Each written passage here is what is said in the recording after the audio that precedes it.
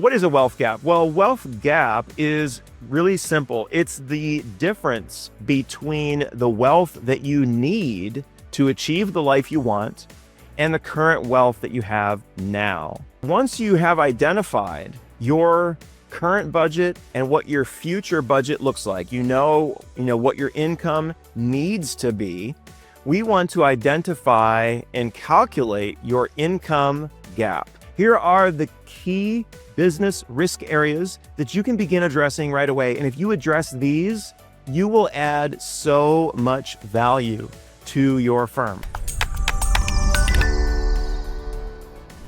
Welcome, and thank you all for joining us for another Justia webinar. My name is Nina, and I'll be the moderator for today. Now, to kick things off, I want to go ahead and introduce our speaker, Darren Wirtz. Darren is a fee-only financial advisor specializing in guiding ambitious law firm owners to financial freedom through holistic financial planning. Darren is a graduate of Golden Gate University with a Master's of Science in Financial Planning and is a certified financial planner. He is also the author of The Lawyer Millionaire, published by the American Bar Association, as well as a host of the Lawyer Millionaire podcast. The webinar presentation that you're about to watch will be approximately 1 hour, and then Darren will also be taking questions from the audience. So if you have any questions that come up during the presentation, please feel free to submit them through that Q&A button in the control panel at the bottom of your screen. Now, without further ado, here is Darren to discuss retirement planning strategies for law firm owners. All right. Well, thank you, Nina, so much for that wonderful introduction.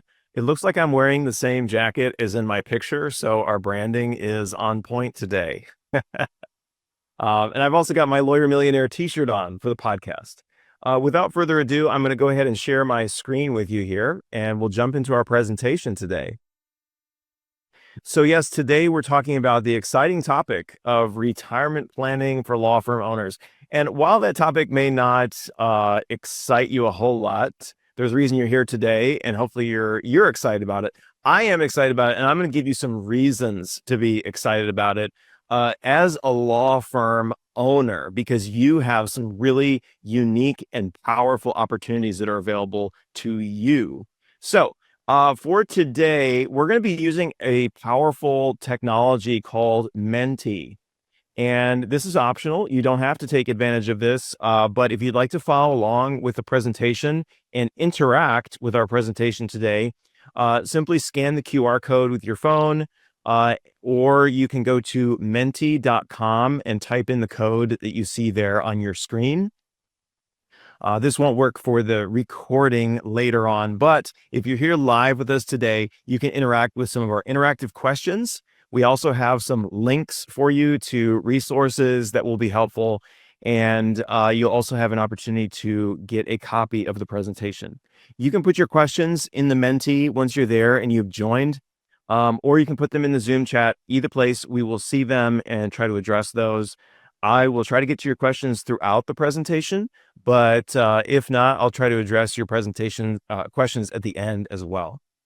So got a lot of great information for you today, talking not just about retirement planning, but also about what you do with your law practice and how you can monetize that. Really exciting stuff. So once again, feel free to join the presentation through our technology Menti so you can interact. You can scan the code, or you can go to menti.com and type that code in that you see there on the screen. Okay, so let's go ahead and dive in today. Nina already told you a little bit about me, so that's great. But I'll tell you a little bit more. I'm the managing partner at Wirtz Financial Services, where I serve as the chief wealth counsel to law firm owners.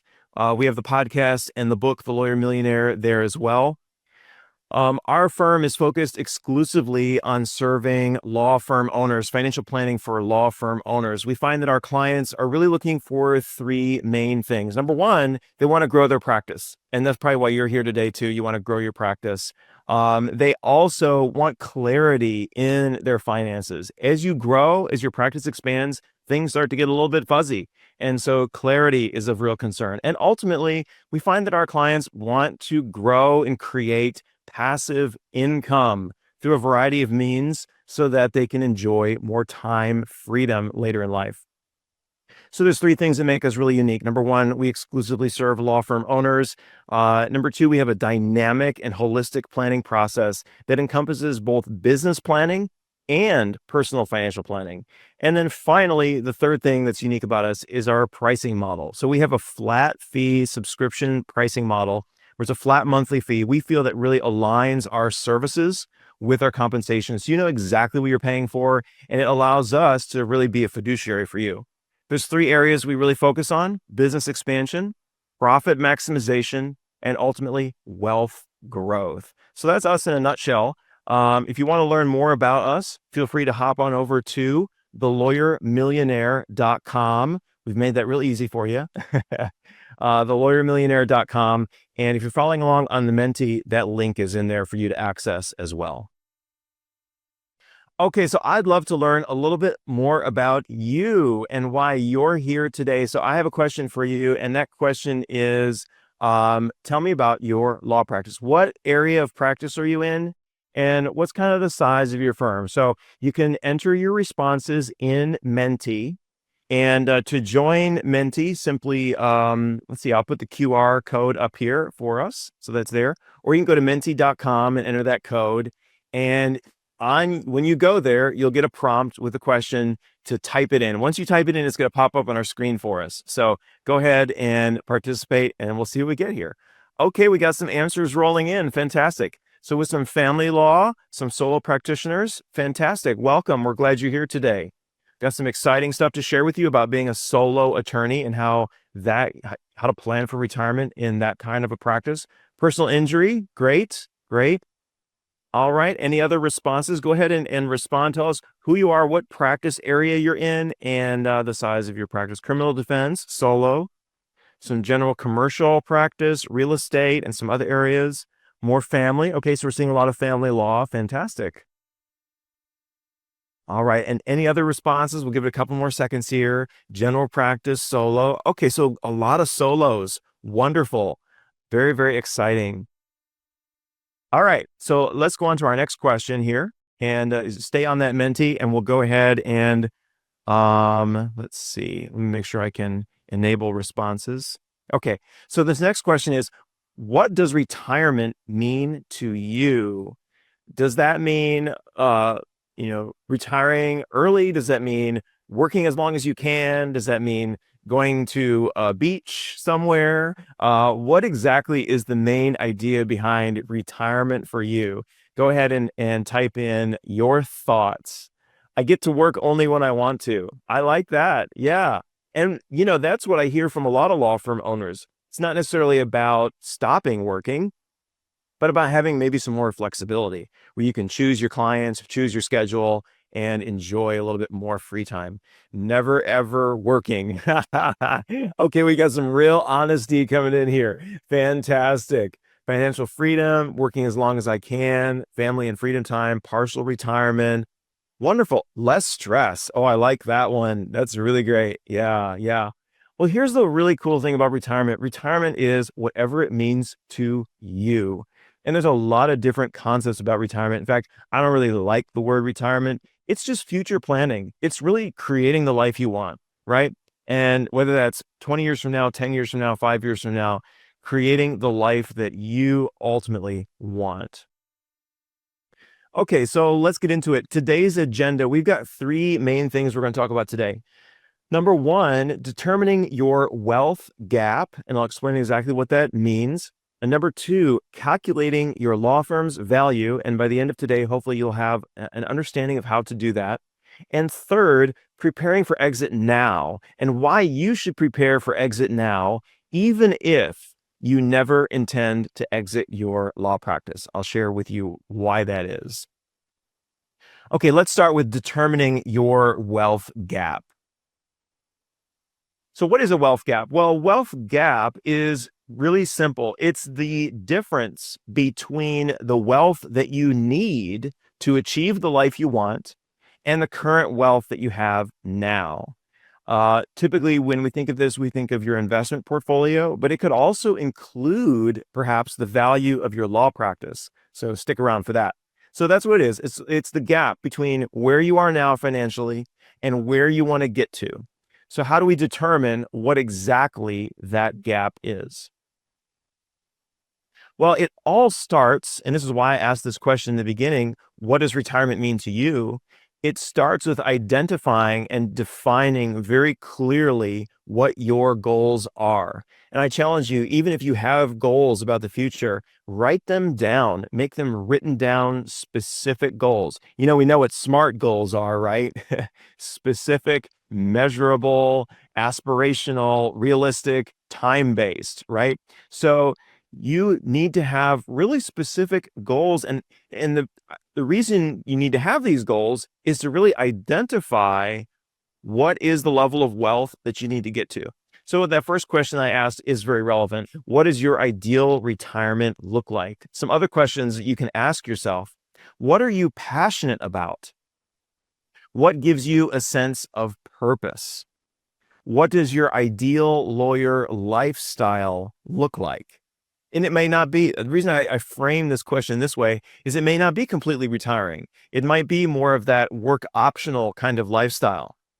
Where do you want to live? That's a really critical one. Geography, right? Standard of living is going to really play into that. If you want to retire in New Mexico, or you want to retire in California, or you want to retire in the Caribbean, right? I have some clients who are retiring to the mountains in Mexico, in an expat community. Very, very interesting stuff. There's a lot of really cool ideas, but you really have to start thinking very specifically and critically about where exactly you want to live. Finally, what are your values and legacy goals, right? What kind of legacy do you want to leave behind? What kind of values do you want to carry on and pass on to your kids and grandkids and things like that? And one other one that I think really should be on here is, who are you spending time with? And, here's the thing. Maybe you're not this way, but a lot of lawyers I work with are very analytical. And so it can be hard to really dig deep down and think about, what we want to do. And sometimes when I ask lawyers, what are their goals? It's, to move into this practice area, to do this with my business, and separate yourself from the business for a minute and think personally. If you were no longer a practicing attorney, what would you do tomorrow? Right? What would you wake up and do tomorrow? What would that thing be? When you go on vacation, what do you do? Where do you go? What are the activities that you enjoy? I was talking with a client last week, and we were really struggling to dig deep down. Finally, I got to some core issues, and he finally opened up and said, I want to be a science fiction writer. And I was like, wow, I never knew that about you. I've been working with you for a couple of years, and we had never really drilled down deep to that core underlying goal of something completely outside of law that's maybe inspiring and passionate. So really think critically and take some time for yourself, if you haven't done this, and dig deep and figure out what's important to you. Now, we will have to do that because we want to know what we need to spend in retirement if we were to retire. And determining your future budget starts with determining your budget now. And so many law firm owners I know have no idea what their income and expenses are. And if that's you too, that's okay. I'm here to tell you, you're not alone. You're busy. I get it. And that's just the nature of being a law firm owner, being a business owner, and being a practicing attorney. You may not have time to track your budget. You may not have time to keep track of your income and expenses. Well, I'm going to give you a great tool today that I use with clients. It's called Monarch Money. And if you're following along in the Mentee, you can click on that link and it'll take you to Monarch Money's website and you can investigate that.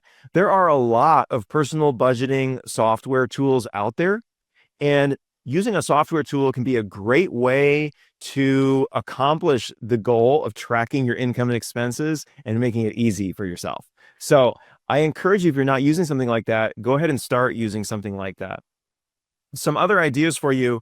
Once you do that, you're going to be able to create a budget, and really you're going to be able to understand where your cash is flowing. What are the big key expenses for you now? What does a typical month look like for you? What are the main things that you have to pay for? Once you identify that, you want to create a list, and then you want to adjust that for changes in retirement. Which of those items are going to go up? Which of those items are going to go down? You're not going to be buying power suits anymore for the courtroom, perhaps, right? That may be an expense that goes away for you. If you're a law firm owner, here's another thing you need to think about. What are the expenses that you run through the law firm that you're going to have to assume personally? That's a really critical question. For a lot of law firm owners, a lot of business owners, we expense things through our business. Maybe our car is being paid for by the business. Maybe certain computer technologies and things that we use are being paid for by the business. You're going to have to assume those personally in retirement. So don't forget to look at those very carefully as well. Here are some examples of things that could change: healthcare costs, commuting to work, things like that. And if you want to dig deep into the healthcare costs, oh, I went too far here. Let me go back. I have a link for you there to focus on your calculate your Medicare costs. That link will take you to Medicare's website, and they have a great calculator for you there to determine your future potential out-of-pocket Medicare expenses. All right, now if you need some help doing this, I do have a nice little cheat sheet for you. It's my budgeting worksheet, and this is what it looks like. If you'd like a copy of this, feel free to email me. My email is down there. It's kind of a long one, so I apologize for that, but it's dpw@wertzfinancialservices.com. And don't worry, that email will be coming up later in the show as well. So if you miss it now, you can get it later. But if you email me, I'll send you a copy of this, and that might be helpful for thinking not only about what your current expenses are, but what your future expenses might be as well. Okay, once you have identified your current budget and what your future budget looks like, you know what your income needs to be, we want to identify and calculate your income gap. And that's going to help us understand what your wealth gap is. So this is very simple, right? You may have some future income streams in retirement. These could be things like Social Security income, pension income, rental income, things like that. So you want to adjust your future budget for those things. So let's say your future budget is $150,000 in retirement. Simply subtract those future income streams, and you'll come up with your net retirement need or your income gap. So if my future Social Security expectation is $50,000 after tax, then my net expenses or my income gap would be $100,000. Why do we need to know this? Because we need to know where that money is going to come from. And that takes us to the next part, which is figuring out our total wealth needed. And we're going to use a general rule called the 4% rule. You may have heard of the 4% rule before. It's a great way to estimate how much money you need to retire. This is based on a lot of studies that have been done that have shown that, over many, many different time frames of investing in the stock market, a withdrawal rate starting at 4% and increasing each year with inflation is generally a strongly sustainable pathway, is a generally very sustainable withdrawal rate. And meaning that you have a very low likelihood of exhausting your investment portfolio over a 30-year time frame, which is a generally the amount of time you may expect to spend in retirement. So 4% rule. How does this work? Well, very simply, you divide your income gap by 4%. So this is also going to account for inflation because it allows room for your income to increase each year with inflation. And that is so important, especially now, right? With inflation being much more than it has been historically. So here's a great example for you. If my income gap is $200,000, I'm going to divide that by 4%. That equals $5 million. So in order to generate an income stream of $200,000 over a 30-year time frame, adjusted for inflation, with a low risk of exhausting my resources, I would need approximately $5 million. Okay, finally, we come to the step we've all been waiting for, and that is to calculate your wealth gap. What is the wealth that you need to retire, right? You determined that in the previous step. Now you're simply going to subtract your current wealth, and the result is your wealth gap. So it's simple. If I have a wealth gap of, if my current wealth is $1 million and I need $2 million to retire, My wealth gap is $1 million, right? That's the gap. That's the amount that I need to increase. And as a law firm owner, there are two ways that you can make up that gap. The first is going to be through your investments, and the second one I'm going to show you in just a minute. Here's a little bit of background information on where that 4% rule comes from. This was a study done by Morningstar testing out 30-year safe withdrawal rates by asset allocation, and you see that 4% generally over a 25 to 30-year time frame is pretty good. If you want to be more conservative, you should use a lower withdrawal rate of maybe 3%. If you are comfortable with risk and you want to be more aggressive, you can use a higher rate, but I would caution you there to be careful. Okay, finally, and this brings us to our next segment of our presentation, is factoring in the value of your law practice. What do I mean by that? Well, let's say that your wealth gap is $2.5 million. And let's say the current value of your practice is $1 million. Well, that then can contribute potentially to closing that wealth gap for you. And so your revised wealth gap would be only $1.5 million. Now, as I mentioned, there's two ways potentially to close that wealth gap. I could invest in traditional investments. I could try to stockpile and save money. That's what most financial advisors help their clients do, and try to save up and accumulate that $1.5 million over time.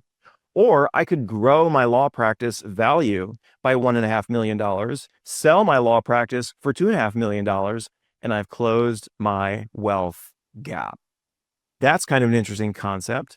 So let's talk a little bit about that. Let's talk about evaluating your law firm's value. How do you first determine what the value of your law practice is, if any, right? Well, this is a question I get from a lot of folks. Can I actually sell my law practice? And the answer is yes. American Bar Association Model Rule 1.17 gives general guidelines for how law practices are sold. And in most jurisdictions, law practices can be sold. There are, of course, certain requirements and restrictions, and those vary by jurisdiction. Most lawyers I speak to that have not considered this before do push back on this, and they think that my law practice really doesn't have any value. What is the value of a law practice? You can't really sell a client relationship. And they think, other businesses have value, my business doesn't. But I want to tell you something very, very important. The same concerns that lawyers and law practices have about whether or not their business has value are the same concerns that any business owner has over whether or not their law practice has value. Some of those concerns may be magnified for law firms and may be magnified for certain types of law firms. But the fact of the matter is, you're not unique. You have a lot of the same challenges that other business owners have. And I'm going to give you some things to think about. What are you really selling when you sell any kind of business? Not just a law firm, but any kind of business. You are not selling, well, first of all, you are selling the tangibles. There are the tangible assets. There's the building, there's the equipment, there's the furniture, all of that stuff. But any kind of business, the main value of that business is the intangibles, the things that you can't touch and feel, right? They are the company culture, the brand, right? Think of a company like Apple. Apple's worth, well over $1 trillion. Is Apple worth $1 trillion because they have $1 trillion worth of iPhones in inventory? No, they're worth $1 trillion because of their intellectual capital, because of their brand power. Those are not things you can touch and feel, but they are transferable, right? Someone else can buy pieces of that. And the same thing can happen with law practices. The majority of your value in a law practice is going to come from the intangibles. And I'm going to explain what those are. First, just a little note on those legal and ethical considerations. I mentioned ABA Rule 1.17. Here are some of the things in that rule that are common in most jurisdictions. Usually the seller has to retire completely from the practice of law, although that's not always the case. Generally, the entire practice has to be sold. You can't just sell, these clients. You have to sell, the whole book of business, right? The purchaser in most places has to be an attorney or law firm, although that is changing in some areas. Communication with clients is very, very critical, and there's a lot of rules about how that has to be done. And you want to make sure that you consult your state's very specific rules regarding selling law practices. Okay, so let's talk about, does my law practice really have value? And I'm going to give you some key things to think about. Yes, it does. And all practice areas, by the way, have value, whether that's personal injury or family law or criminal defense.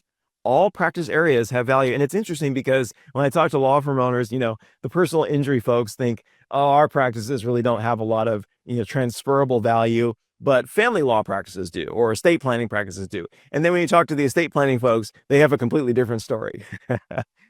So everybody has challenges, but everybody's practice has value that can be harvested. You have something that all firms want: clients. Whether you have current clients and current client relationships, or you have a stream of incoming clients, both of those are valuable, extremely valuable to other lawyers. You had your assets, of course, physical, financial, marketing, marketing and intellectual property. Those are those intangibles that I mentioned. And those are some of the things that are the most valuable. Your people are, physical people, but they are intangibles. It's human capital, right? It's the culture, it's the firm itself. What you're selling when you sell a law practice, you're selling the machine that you've built. You're selling this collective of ideas and culture and systems and processes. Your employees, your connections, your referral sources, all of those have value and can be transferred if done thoughtfully and carefully and strategically. And finally, a very important question: what can a new set of eyes do with your business, right? A lot of times, just a new perspective, an outside perspective, a new owner coming into an existing business can really change the dynamic by bringing a fresh and new perspective. Another question I get is, who would buy my practice? Well, here's some ideas for you. There are basically two main categories of law practice sales: internal and external. Internal sales are quite common. You may sell to an associate, an apprentice who maybe you bring on. Maybe you bring on a young attorney into your practice for the purpose of helping them to become a successor. Your existing partners, right? If you have a partner, your partner could buy you out, or you have a couple of partners. Maybe you have a cross purchase agreement where each of the partners agrees to buy each other out. You could also have a firm buyout, which is maybe more common in larger firms where there's perhaps an organized process whereby when a partner goes to retire, they get a return of their capital contribution plus a certain amount of interest or something like that, right? So there's various ways to go about it internally. Externally, there are some external buyers who could be great fits for you. Could be a new lawyer, right? Somebody who has actually just graduated from law school and is looking to jumpstart their law career. That type of transition may take longer, but that is more and more becoming a popular way to go. A competitor actually could be a great strategic buyer, looking to expand into a new geographical area, looking to expand into a new practice area. These, strategic buyers could be great fits. It could be a single lawyer looking to expand their practice, or it could be a larger firm looking to gobble up smaller practices, right? That's actually very common. And the final type of external sale, which you probably want to avoid, would be liquidation. And that's really the option that's left when there are no other options. So, a quick question for you, and then we'll talk about how exactly to determine the value of your practice. And you can answer this in the Mentee. Tell me what you think. How much would you value a law firm that makes $500,000 in earnings? What would you say that law firm is worth? I got four options there for you: 500,000, a million, 2 million, or 5 million. Go ahead and answer that question, and we'll see what our audience thinks about this one.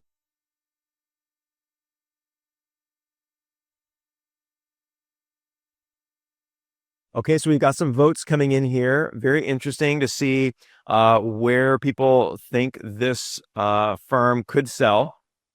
Somewhere between 1 and 2 million. Now, you're not far off the mark. That could be pretty general. 5 million might be a bit of a stretch. So I think our answers are pretty reasonable here. But it seems like most folks are feeling somewhere around 1 million. Okay, so let's give you the answer here. Well, the answer is it depends. It depends on a myriad of factors. Well, let me give you some guidance on how exactly to figure that out. What exactly is a law firm worth? There are a few different ways to determine the value of your law practice. A fair market value would be a professional business valuation. A CFA comes in and gives you a compliant, detailed valuation of your business. There's the asset value, which is really just the liquidation value of your business. And finally, what we like to use is the income value. And there's many ways to think about this, but it's really how much income is this business generating?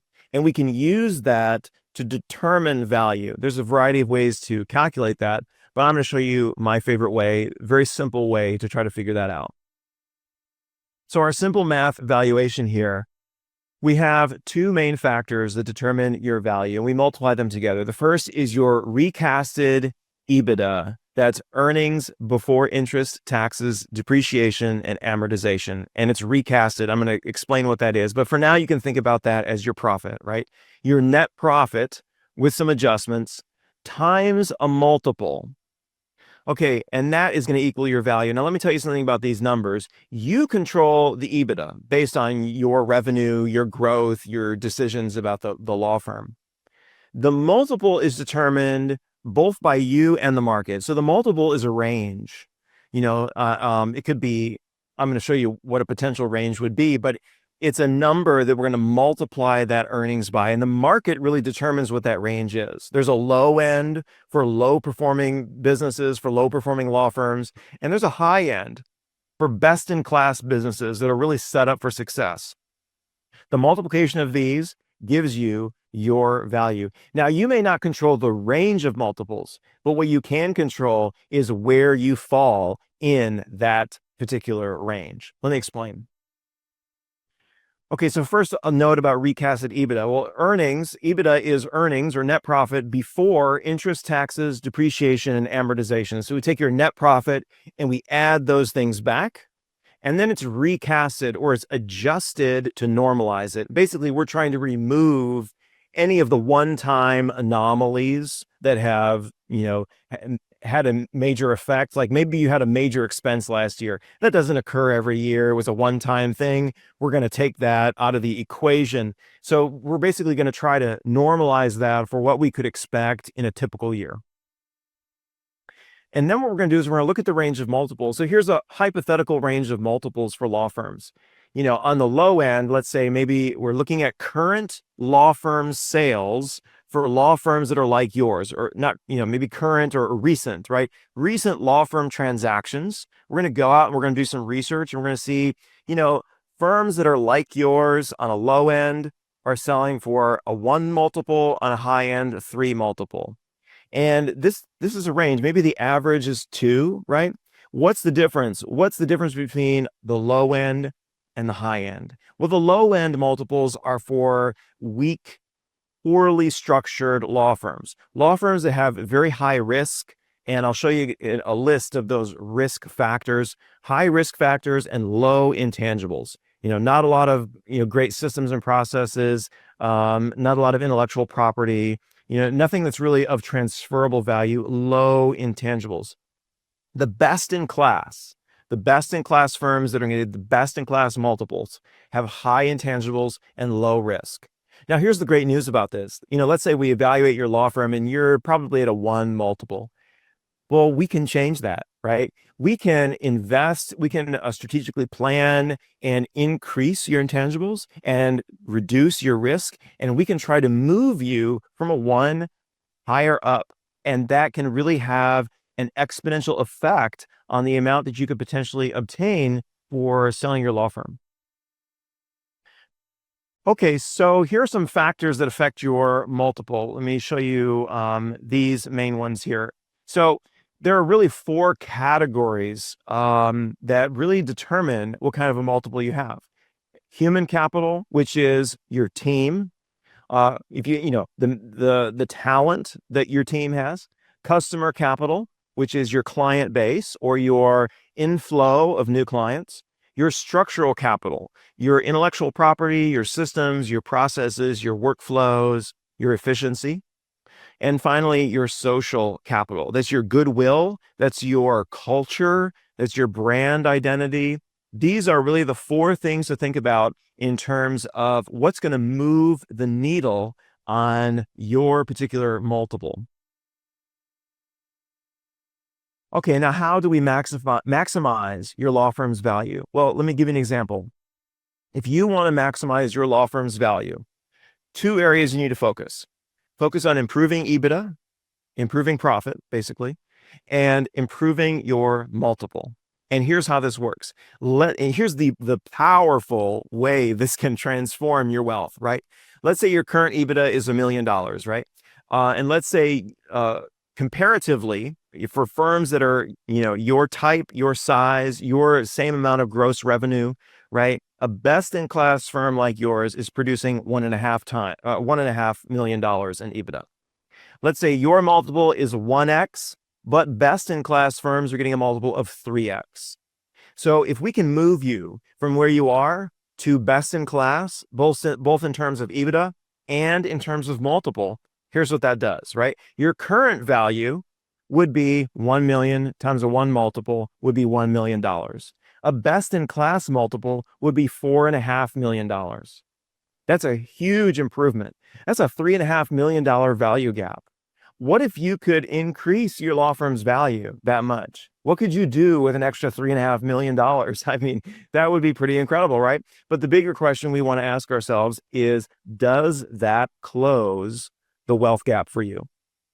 And if it does, great, right? Or how much does that contribute to closing the wealth gap? So here's how this becomes a very important part of potentially planning for retirement. Now, not everybody wants to sell their law firm, and that's okay. But if you do, and if you're getting an early start on this, this could potentially be a very large part of your future. Okay, finally, let's move into our third area, which is preparing for exit and why you should perhaps start thinking about and preparing for exit now, today, right? Okay, first, a few notes on why succession planning is important. Now, you probably know this already, but I just want to hammer these facts away here because there are many reasons to do succession planning. It's not all about the amount of value you can extract from your firm. For many folks, succession planning is really about doing the best thing they can and providing a value and a legacy to their employees, to their community, and to maybe their family as well. Here's some things. Number one, succession planning is important for taking care of your clients.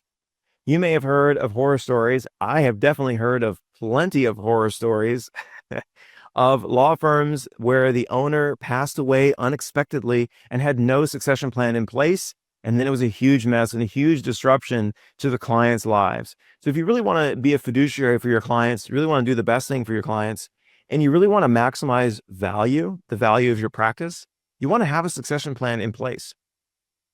Taking care of your family, that's critical, right?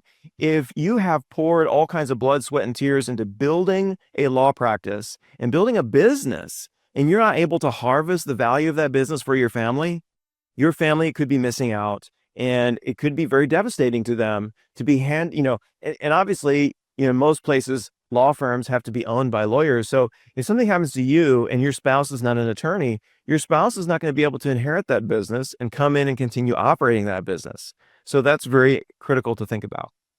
Taking care of your staff and colleagues. For many of us, our staff are like family, right? They're like a second family to us. The employees we have, the partners we have, and we want to make sure that we're doing a good job by them and taking care of them. Your ethical obligations. Yes, very, very important. Ethically, it's important to have a succession plan, even a contingency plan. And really, there's two ways to think about succession planning. You might have an emergency contingency plan that's in place right now. And maybe then you also have a long-term succession plan for what's going to happen long-term with your business and how you're going to strategically exit your business. Um, Ethically, it's important to have that short-term contingency plan just in case something happens to your clients. That has happened to us in the financial planning realm after 9/11. Really, in 9/11, a lot of financial advisory firms were destroyed when the Twin Towers collapsed. And as a result of that, the financial regulatory authorities decided that financial firms needed to have contingency plans. They needed to have succession plans in place. As I mentioned, sometimes in many states and many jurisdictions, succession planning is now even mandated, some form of it. And finally, of course, the reason we're here today and the reason succession planning is important for you and for your retirement is that your practice does have value that is potentially transferable. Okay.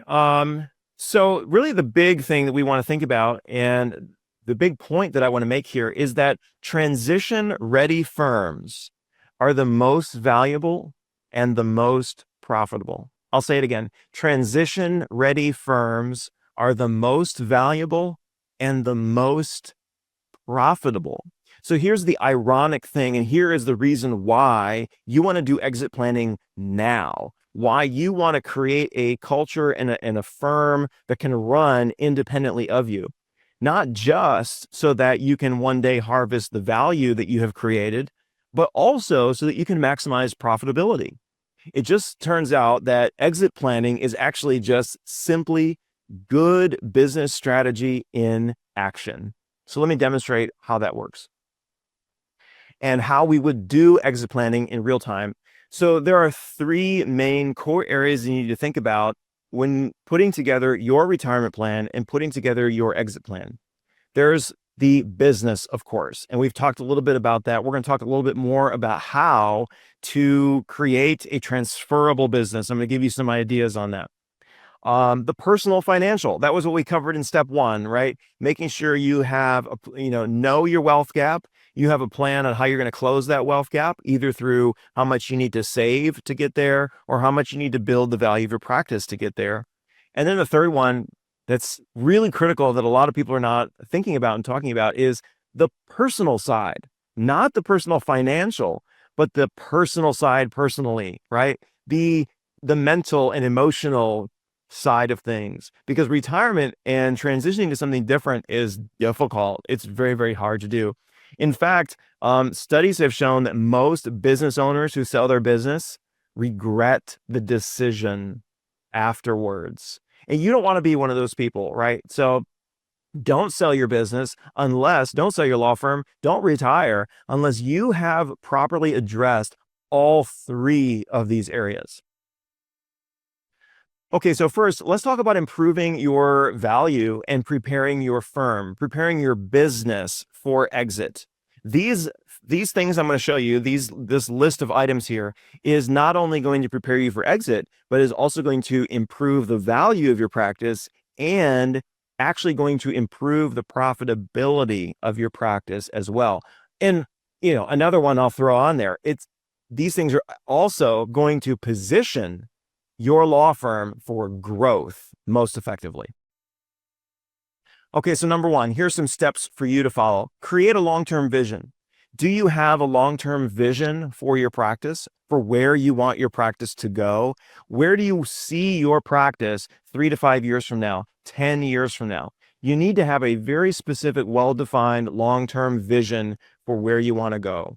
There's a often quoted scripture that says, where there's no vision, the people perish, right?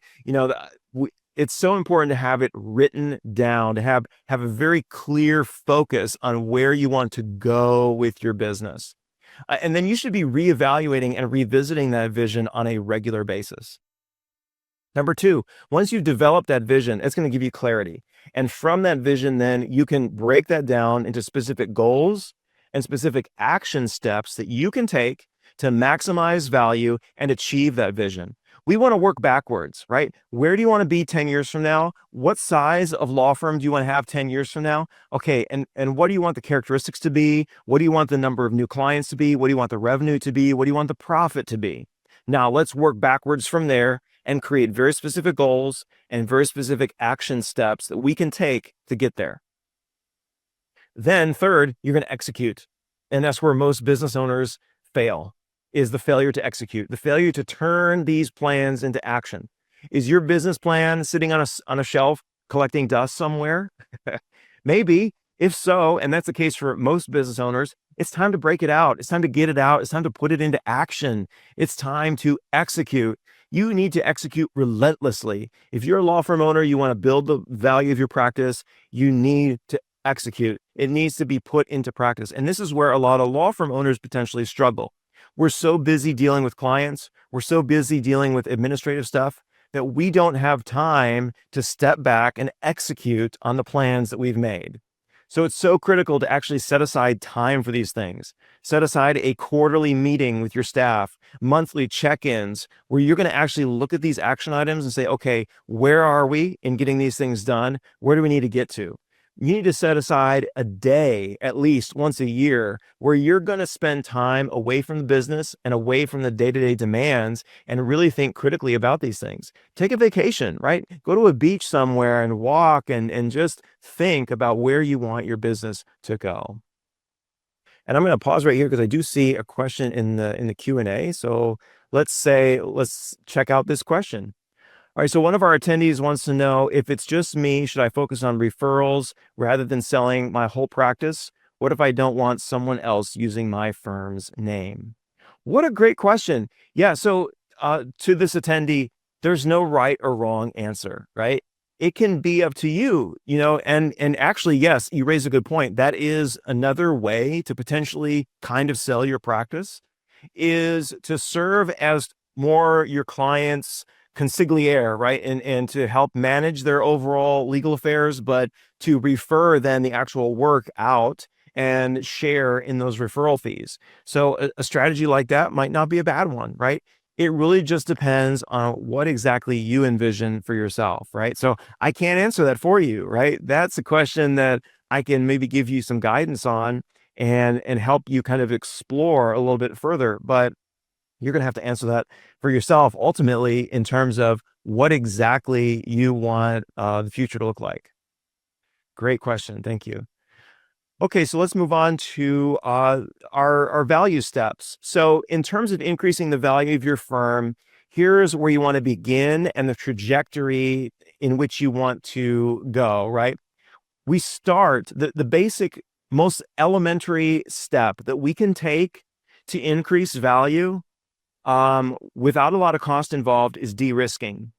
De-risking is number one. We start by de-risking, and it doesn't mean insurance. Okay. We take some steps to de-risk the business.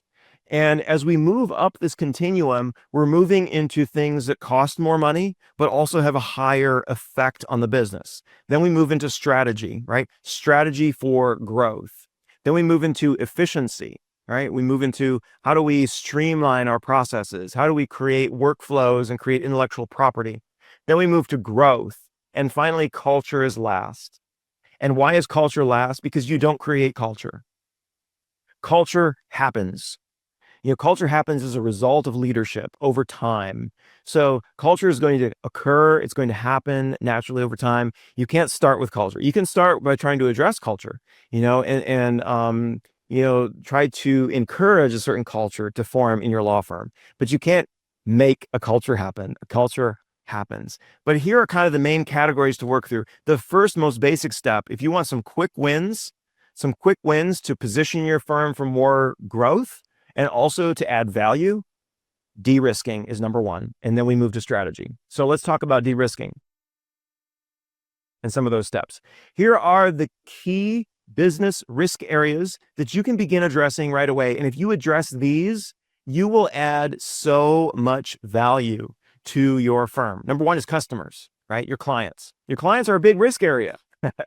And the number one thing we think about in client risk is client concentration or customer concentration. I was just talking with one of my clients earlier this week, and we were digging deep into his business.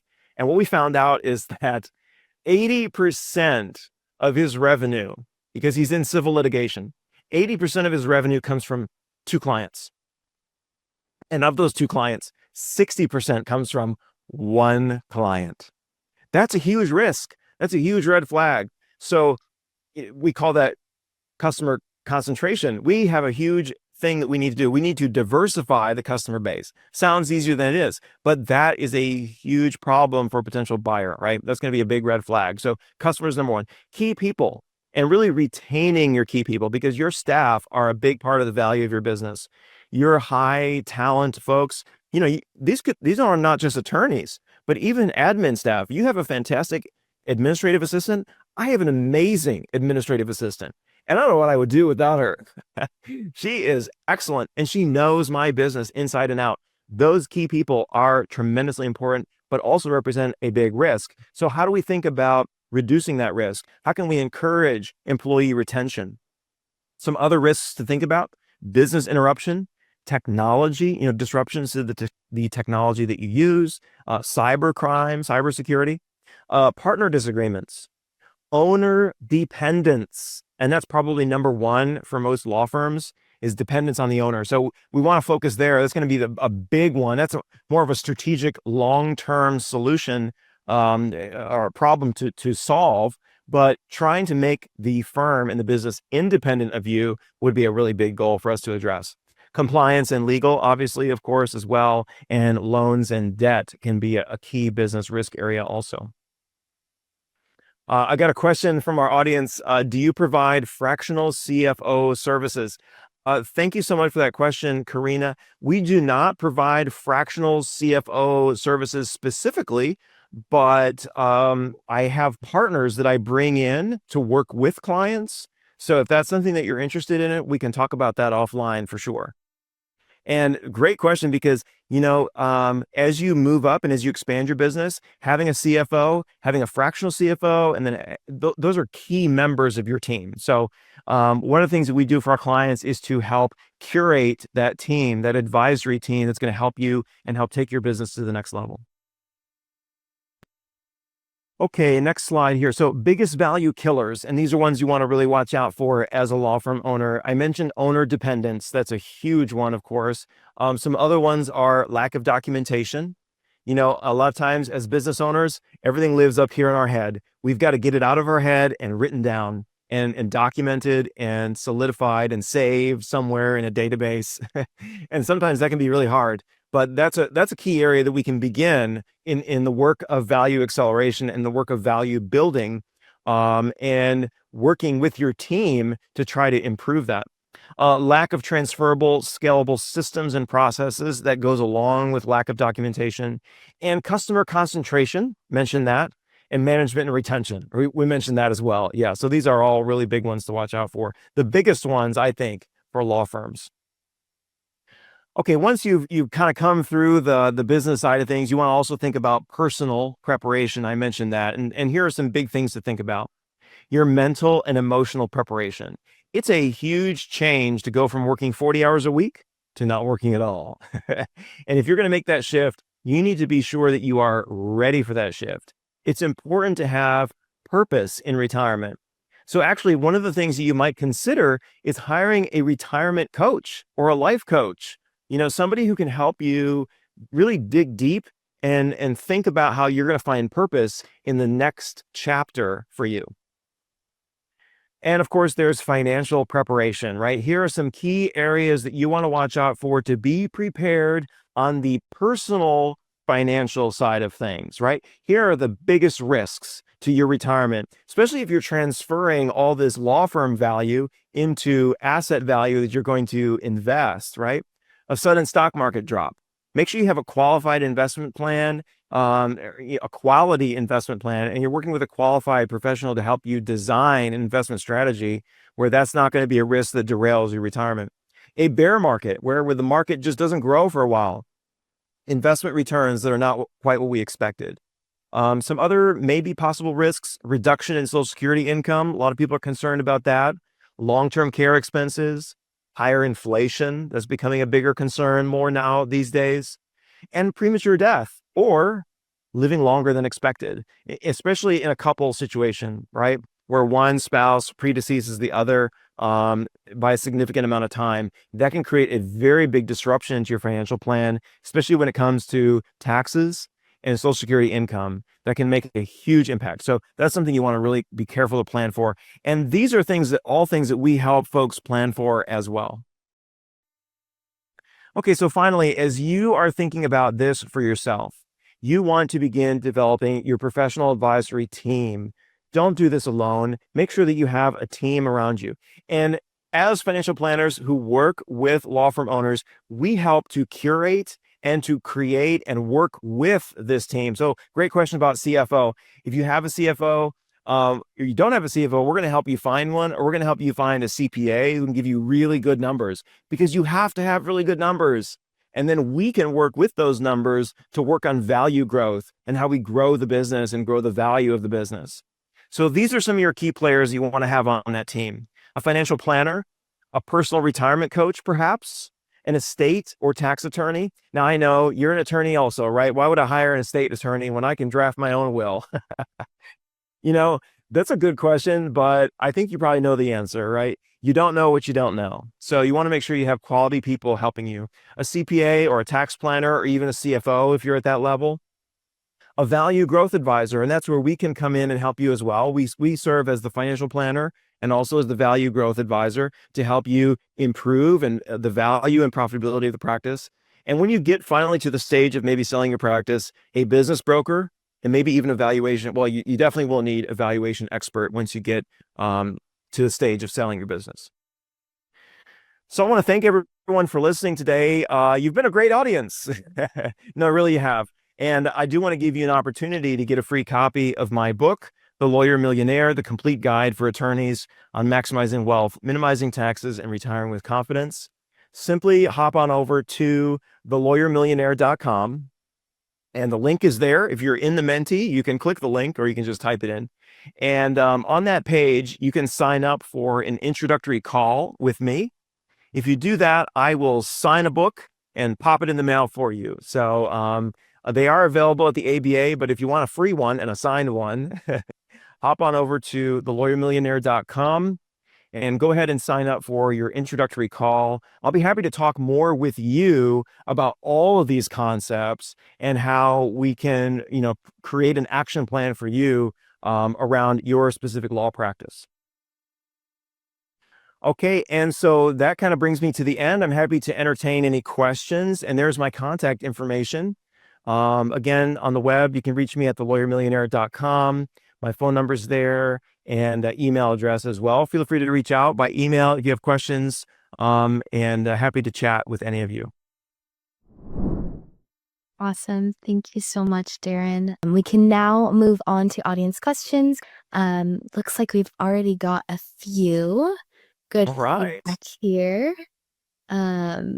The first one is, what specific factors should law firm owners consider when calculating how much they need to retire? I know you touched on this a little bit. Yes, yes. And the calculation does go potentially a lot deeper, but I think the big factors you want to think about: number one, your core budget, your core expenses. What are those, right? And how long do those last, right? If you have a mortgage payment, how long is that going to last? You really want to nail that down. And the reason that's so important is most people underestimate how much they spend. So you really want to get clear on your core budget. Other ones you want to think about, definitely you want to think about how long you will be in retirement. So, we don't know necessarily how long we'll live, but you want to estimate longer than it's better to estimate too long than too short. um, but you want to think about, are you retiring at 75 or 65 or 55, right? Retiring at 55 is going to take a lot more capital. So I'd say those are probably the two really biggest ones that you want to think about. Awesome. Thank you. We also have a question here that says, I started my own firm recently and have just hired my first employee. I'm trying to figure out how to get a 401k or retirement plan set up for the firm for both myself and the employee, as well as maybe future employees. How can you find advice, or how do you have any advice on how specific law firms can approach this? Yes, great question. Well, hats off to you for hiring an employee and for wanting to have a 401k. and provide that benefit. I think that's really, really awesome. Um, I used to send people to Vanguard, and I think that's still a great destination to go, but they actually did just sell their retirement plan services to a census. So if you're fine working with a census, that's a great way to go. It's very inexpensive. We do help people set up 401k plans, so we can talk about that. And we use a third party administrator to do all of the compliance work. And the third party administrator that we really love is called July Business Services. They're just so great to work with, and they're relatively inexpensive compared to a lot of other options. But you definitely want to shop around and compare different options that are available to you.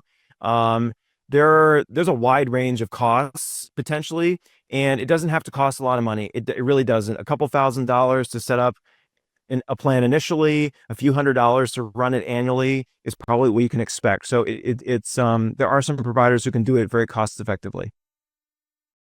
Awesome. Thanks for those additional resources, Darren. Yeah. We have another question here that says, do you have any recommendations for consistent, predictable revenue generating strategies? And this person has a consumer law practice, so they don't always have long-term clients that they can use as a benchmark. They do want to consistently bring in new business. Yes, great question. And one of the key, struggles of so many law firm owners. There's I think two kind of key areas without it going into like, too much detail on this. Number one, you want to really understand what that cash flow cycle is like for you, right? Are there key times of the year there where business is slow or business is high, right? Really understand critically what that's like for you. Number two, your accounts receivable, make sure you're getting the money up front. Make sure you're shortening that AR length, the AR time frame. A third one is make sure you have a buffer. We talk all the time about having an emergency fund. Personally, you need to have an emergency fund for your business, right? That's really, really important, especially when you have a highly volatile cash flow cycle. It's really, really critical. The third area, and this is where you can potentially reduce that customer risk that I talked about. One of the most valuable things to buyers of businesses is recurring revenue. So as much as you can potentially innovate and think about, is there a subscription model that I could create for this? Is there a way that I can try to, create a service model that evens out this cash flow where I can maybe turn these one-time consumers into maybe repeat customers over time? Awesome. Thanks, Darren. And I think the last question we have time for today, how do ethical considerations influence the creation of a succession plan, particularly with regards to client communication and confidentiality? Yes, yes. Great, great question. Your specific state is going to have really specific, rules that you should follow, and you're going to want to be in close communication with them, right? To make sure that each step that you're following is in accordance with the rules that they have for you. And but you're right, communication is really, really key, and confidentiality is really, really key. So you want to make sure that you're protecting those as much as possible. uh, you want to communicate with your clients, make them aware. There's certain like rules that each state has, like you want to give them proper notification at certain time frames. And then, they ultimately decide who they work with. So, different states have different rules about how that handoff happens, but ultimately they decide whether or not they want to continue with a new firm or they want to, receive their client file and not continue with the new firm. Awesome. Thank you, Darren, for all of those additional insights. And thank you all for your questions. We want to thank you all for joining us for another Justia webinar. As I mentioned at the top of the presentation, while Darren gave you some great tips to help you prepare for your future, we have a great tool for you to use if you want to generate some more leads for your practice in the present via Justia Premium placements.